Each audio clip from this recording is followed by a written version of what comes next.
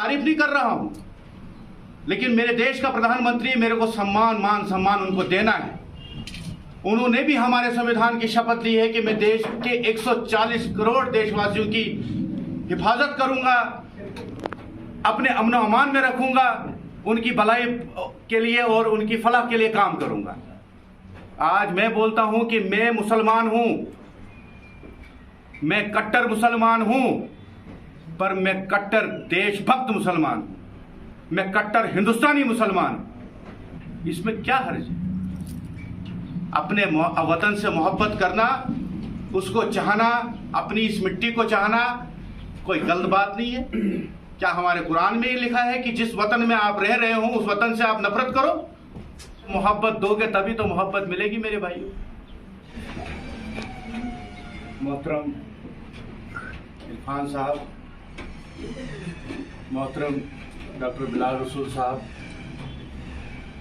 जो हमारी ऑर्गेनाइजेशन के यूथ प्रेसिडेंट कश्मीर डिवीज़न के हैं,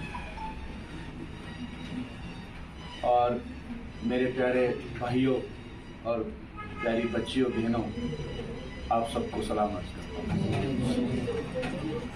आपने अपना कीमती वक्त निकाल के यहाँ तशरीफ़ लाए,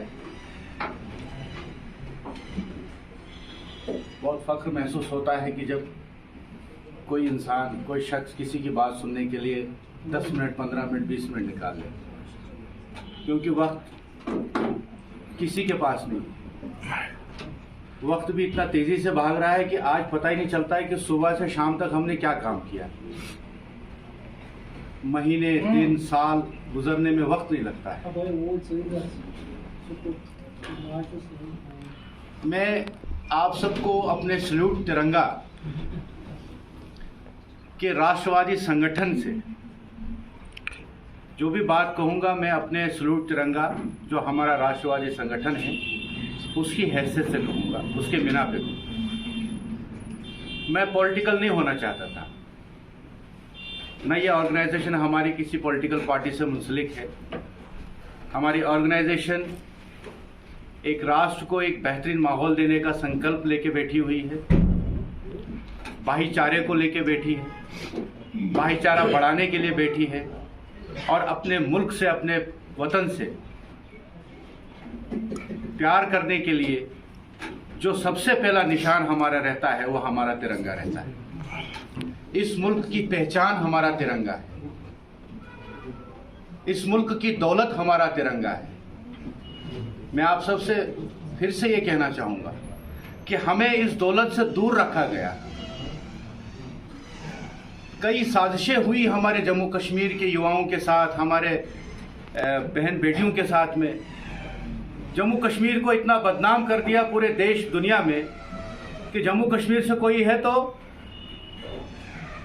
वो आप बेहतर समझते हैं कि उसके आगे क्या शब्द यूज हो सकता है।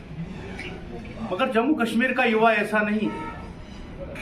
हमने अपने हालातों को खुद बदलना है, हमने अपने आने वाली पीढ़ी के मुस्तकबिल के लिए खुद सोचना है। हमने खुद ये तय करना है कि हमारे बच्चे doctor, engineer, IAS, IPS officer बने, अच्छे बिजनेसमैन बने, अपने मुल्क के लिए कुछ करें, अपने परिवार के लिए कुछ करें, अपने घर के लिए कुछ करें, अपने मोहल्ले के लिए कुछ करें। उसके बाद अपना देश आता है। सबसे पहले अपने मन में डूबकर पाजा सुराग जिंदगी, तू अगर मेरा न बनता न बन, पर अपना तो बन। सबसे पहले हमें खुद का बनना पड़ेगा, तब हम किसी के बन सकेंगे। पॉलिटिशियनों ने हमें तबाह बर्बाद कर दिया। हमारे युवाओं के साथ, हमारे बच्चों के साथ में, उनके आने वाले मुस्तकबिल के साथ में खिलवाड़ किया गया है। आज मुझे फख्र महसूस होता है कि मैं डॉक्टर साहब की मेहरबानी से आज पुलवामा में कार्यक्रम कर रहा हूं।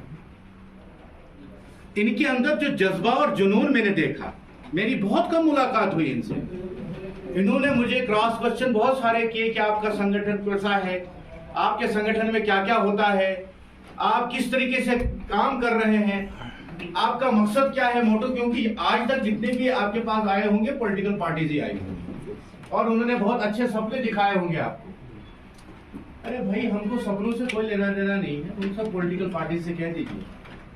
उन्होंने अपने अरबों खरबों की संपत्तियां बना के अपने बच्चों को आला तालीम हासिल करवा के, आप देखिए लंदन में भी घर है, अमेरिका में भी घर है, दुबई में भी घर है। आप में से किसी का है?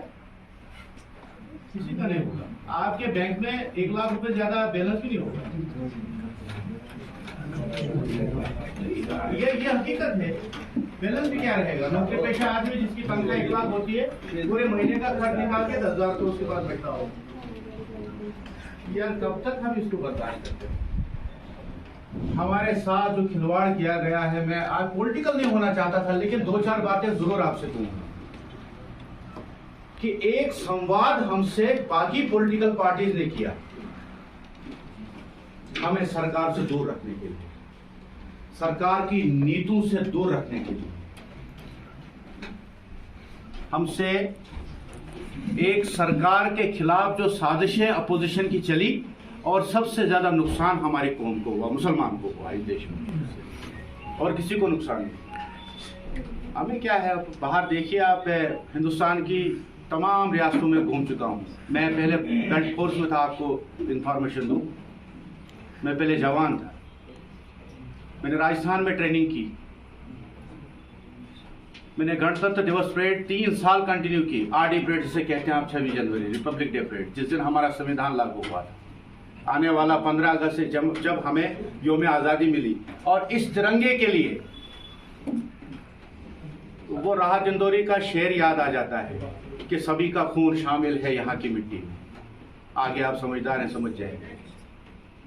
ये मुल्क हमारा है, इस मुल्क से दूर रखने के लिए अलग अलग झंडे तैयार किए गए, अलग अलग रंग के झंडे तैयार किए गए, लेकिन हमारा निशान, हमारा ध्वज, जिसमें हमारे कई बुजुर्गों का, हमारे जवान भाइयों का खून शामिल है, वो शहीद हुए हमें आज़ादी दिलाने के लिए, तो उन शोधाओं के खून को आप कैसे नकार सकते हैं? मैं आपसे फिर से कहना चाहता हूं, जितने मेरे मुझसे उम्र में बड़े जो बैठे हुए हैं, जिनको ज्यादा एक्सपीरियंस है मुझसे, मुझे इतना एक्सपीरियंस नहीं हो सकता है, लेकिन मेरे कई बुजुर्गों ने कहा है कि उम्र से एक्सपीरियंस नहीं आता है। अगर किसी की उम्र 50 साल 60 साल हो, उससे एक्सपीरियंस नहीं आता है। उसने मुझसे एक बात कही, मेरे दादा ही थे, मेरे खुद के दादा, बोले बेटा जिस दिन अपनी कमाई से 1 रुपया कमाएगा ना, जब तक जिंदा रहेगा तब से उम्र तुम्हारी काउंट होगी, न कि बचपन से लेके अब तक तुमने क्या किया वो उम्र तुम्हारी काउंट है। तो एक्सपीरियंस बाजार में मिलता है, मार्केट में मिलता है, और हमें हर मार्केट से दूर रखा जा रहा है। पुलवामा को इतना हाईलाइट किया गया जिसकी कोई हद नहीं। यहाँ का जवान सोचने पे मजबूर हो गया कि अब मेरे पास विकल्प क्या है। उसके पास विकल्प ही नहीं, क्योंकि हमने उसकी सोच वैसी बना दी। हमने अपने बेटियों को, अपने बच्चों को क्या तालीम देके उसको कहां लेके जाना चाहते हैं हम। हर कोई आईएएस नहीं कर सकता, हर कोई आईपीएस नहीं बन सकता। सरकार की नीतियों को समझिए आप। सरकार किसी के खिलाफ नहीं होती है, अल्लाह जिसे ताज देता है वही पहनता है। कहते हैं ना, जिस खेत से दहका को मुयस्सर न हो रोजी, उस खेत के हर गोशे गुंदम को जला दो। आज सल्यूट तिरंगा सरकार से संवाद करने का एक माध्यम बन सकता है, आपकी परेशानियों का सबब बन सकता है। आप इस तिरंगे के नीचे हैं, अरे बड़ी मोहब्बत करते हैं लोग। पूरे जम्मू कश्मीर में हर जगह गया, उन्होंने कहा कि हम तिरंगा यहाँ नहीं यहाँ उठाएंगे। कश्मीर के लोग हर चीज में आगे हैं, हर चीज में। खासियत है हमारे जम्मू कश्मीर के लोगों में, जो दुनिया का कोई शख्स नहीं कर सकता। डॉक्टर साहब ने कहा वो कश्मीर का जवान कर सकता है, चाहे वो फार्मिंग में हो, चाहे वो हमारे हार्टिकल्चर में हो, किसी भी फील्ड में हो। तिरंगे से क्या प्रॉब्लम है किसी को नहीं। मैं नहीं समझता। आज 10 लोग 50 लोग यहाँ जितने भी लोग बैठे हैं, हमारी बच्चियां बैठी हैं, इनके भविष्य के बारे में हमें अपने वतन से मोहब्बत, इस तिरंगे से मोहब्बत, इस संविधान से मोहब्बत और सरकार से मोहब्बत। जब तक हम मोहब्बत नहीं बांटेंगे, हमको बदले में मोहब्बत नहीं मिलेगी। आज जितना भी हम आक्रोश दिखाएंगे सरकारों से, हम सरकार से नहीं लड़ सकते। आज आप अपनी जहन में ये बात बिठा लीजिए कि कोई एक व्यक्ति किसी सरकार से नहीं लड़ सकता है, सरकार सबसे लड़ सकती है। हमें सरकार से दूर करने की जो साजिशें अपोजिशन पार्टीज ने की हैं, उसका खामियाजा आज हमारे बेरोजगार नौजवान भुगत रहे हैं, कश्मीर का युवा भुगत रहा है। मैं आह्वान करूंगा कश्मीर के युवाओं से कि वो सरकार से डायरेक्ट संवाद करें। सरकार आपकी बात सुनेगी और जरूर सुनेगी। सरकार आपसे अलग नहीं है। सरकार जम्मू कश्मीर का हित चाहती है, जम्मू कश्मीर के अमन अमान पे पूरा काम कर रही है, जम्मू कश्मीर के लोगों के लिए पूरा काम कर रही है। लेकिन आप तक अगर वो सुविधाएं नहीं पहुंचती हैं, ये कसूर उन बैठे ब्यूरोक्रेट्स का नहीं है, ये कसूर आपका है कि आप सरकार तक नहीं पहुंच पा रहे हैं। प्रधानमंत्री सबका होता है, किसी एक वर्ग का नहीं होता है। हिंदू, मुसलमान, सिख, ईसाई सबका है हमारा प्रधानमंत्री, और देश विदेश में बहुत अच्छे काम कर रहे हैं। मैं किसी की तारीफ नहीं कर रहा हूं, लेकिन मेरे देश का प्रधानमंत्री, मेरे को सम्मान, मान सम्मान उनको देना है। उन्होंने भी हमारे संविधान की शपथ ली है कि मैं देश के 140 करोड़ देशवासियों की हिफाजत करूंगा, अपने अमन अमान में रखूंगा, उनकी भलाई के लिए और उनकी फलाह के लिए काम करूंगा। तो हमें भी सवाल उनसे ही करना है, हमारे देश के प्रधानमंत्री से करना है। और बहुत प्यार करते हैं वो पूरे 140 करोड़ देशवासियों से, ऐसी बात नहीं है। ये लोगों का भ्रम बनाया गया है। आज मैं बोलता हूं कि मैं मुसलमान हूं, मैं कट्टर मुसलमान हूं, पर मैं कट्टर देशभक्त मुसलमान हूं, मैं कट्टर हिंदुस्तानी मुसलमान। इसी तरीके से एक हिंदू कहता है कि मैं हिंदू हूं, मैं देशभक्त हूं, मैं कट्टर हिंदू हूं। इसमें क्या हर्ज है? अपने वतन से मोहब्बत करना, उसको चाहना, अपनी इस मिट्टी को चाहना कोई गलत बात नहीं है। क्या हमारे कुरान में ही लिखा है कि जिस वतन में आप रह रहे हो उस वतन से आप नफरत करो? हमारी नमाजें ये कह रही है, हमारे अहादीस ये कह रहे हैं? नहीं कह रहे हैं। हमें अपने वतन से बेहद मोहब्बत करनी चाहिए। जब मोहब्बत दोगे तभी तो मोहब्बत मिलेगी मेरे भाइयों। पॉलिटिकल नहीं होना चाह रहा था, लेकिन मैं हो गया थोड़ा सा, माफ कीजिएगा। सैल्यूट तिरंगा आपकी समस्याओं का समाधान बनेगा। समाधान संवाद से बनेगा, और संवाद जब सरकार से होगा तो सरकार और सैल्यूट तिरंगा का संवाद होने के बाद आपकी समस्याओं का समाधान होगा। और खुद के बारे में सोचिए, अब अपने बच्चों के बारे में सोचिए। अगर हमारे हदीस में भी ये है कि हमें घर में खुद खाना खाने से पहले हमें अपने पड़ोसी के घर में जाके देखना चाहिए कि उसने खाना खाया कि नहीं खाया। अरे हम तो बड़ी बड़ी बातें करते हैं, लेकिन अमल नहीं है हमारे पास। कल मैं एक सभा के लिए गया था, वहाँ पे जो परेशानियां कहने लगे कि यहाँ आज तक ना तो मुफ्ती मोहम्मद सईद आया है, ना महबूबा मुफ्ती आई है, ना नेशनल कॉन्फ्रेंस के उमर अब्दुल्ला आया है, ना कभी फारूक अब्दुल्ला आया है। हम यतीमों की ज़िंदगी जी रहे हैं इस मोहल्ले में। ना हमारे पास पानी है, ना हमारे पास सड़क है, ना हमारे युवाओं को कोई रोज़गार है, ना हमें कुछ। बताइए आप, मेन शहर में श्रीनगर के बीचों बीच है नौपुरा। सरकार आपके साथ में है। मैं आपका ज़्यादा वक्त न लेते हुए 2-3 चीज़ों को मैं आपको ज़्यादा जोर दूंगा कि ये मोहब्बत और ये शफ़क़त जब तक हम बांटेंगे नहीं, हमें मिलेगी नहीं। हमें इस तिरंगे से मोहब्बत और प्यार हमारी ज़िंदगियों की, रोज़मर्रा की ज़िंदगियों के मसले मसाइलों को आसान करेंगे। यकीन मानिए कि मैं जब इस ध्वज को उठा के ना चलता हूँ, अपने आप को मुझे खुद पे फख्र महसूस होता है। मैंने कभी नेशनल कॉन्फ्रेंस का ध्वज नहीं उठाया, मैंने कभी पीडीपी का ध्वज नहीं उठाया, मैंने किसी पार्टी का ध्वज नहीं उठाया, सिर्फ सिवाय तिरंगे की। और इस तिरंगे की आन बान शान के लिए अगर मुझे अपनी जान भी निछावर करनी पड़ी तो मैं अपनी जान भी निछावर करूँ, क्योंकि मेरे बुजुर्गों ने मुझे जो तालीम दी है वो यही दी है, जितना मैंने पढ़ा है, कि जो जगह आपकी है, आप दुनिया तो फरोई है, किसी ने कोई उम्र तो लिखा के लाया नहीं है कि कोई 100 साल जिए, कोई 150 साल जिए। हम घर भी बनाते हैं तो सामान 100 बरस का तो पल की खबर नहीं है हमें भी, कब सांस ऊपर के ऊपर हो जाए, नीचे की नीचे रह जाए।